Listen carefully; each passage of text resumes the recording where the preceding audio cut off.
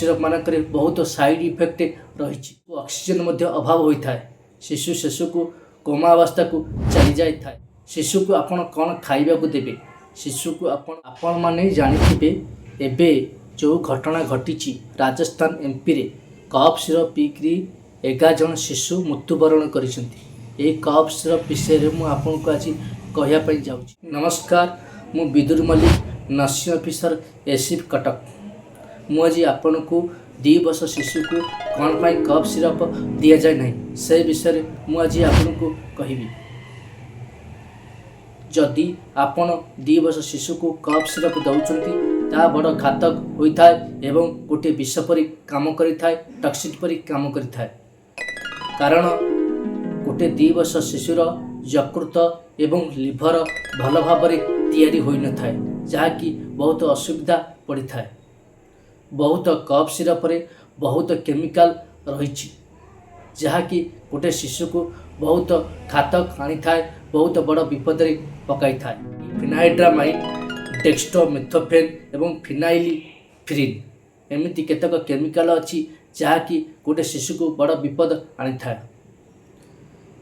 Cough syrup मानक बहुत side effect रही, जमिति पेशेंट को झाड़ा हवा, बांती हवा, निश्वास नेबारे कष्ट हवा, ता सहित गोटे शिशु को बहुत मात्रा रे निद आसी थाए। शिशु को ऑक्सीजन अभाव होता है। शिशु को कोमा अवस्था को चली जाए। कफ सिरप व्यवहार करुँच डॉक्टर को परामर्श रे व्यवहार करंतु। आपण माने केबे मेडिसिन स्टोर रु कफ सिरप पानी गोटे शिशु को दियंतु नहीं, जहाँकि गोटे शिशु बहुत बड़ विपद रे पड़ी पारे। जदि गोटे शिशुर नाक बंद हो जाउची कि नाक क्लोज हो जाउची, आपण सेथिरे नाजाल ड्रप व्यवहार करिपारे।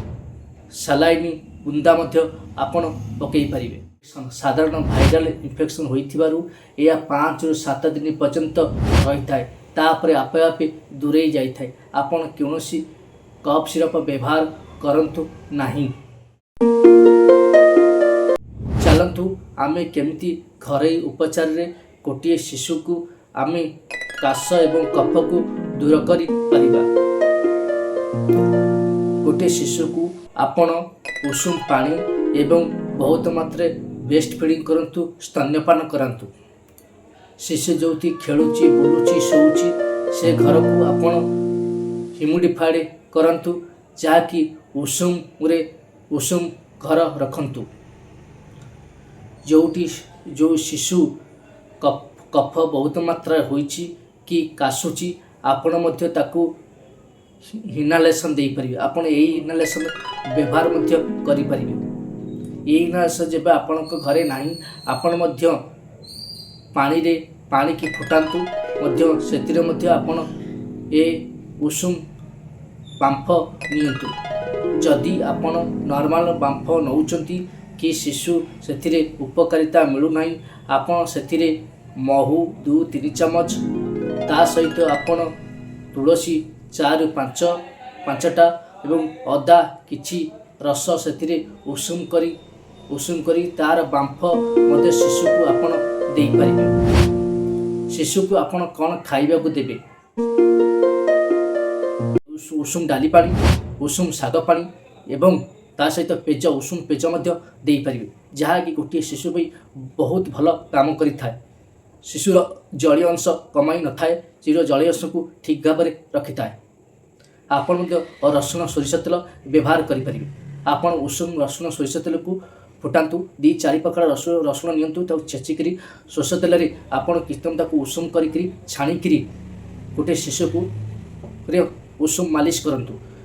आपण याकू थरे व्यवहार करंतु। जेतेबेले गोटे शिशु शोइया पाई जाउची राति रे, सेतेबेले ताकर पादरे तली पाद, हाथ पापुली, पिठी एवं छाती रे सेटा उषुम एवं इजी मालिश करंतु, जहाँकि गोटे शिशु को आराम मिलता है, बहुत मात्रा निद होता है।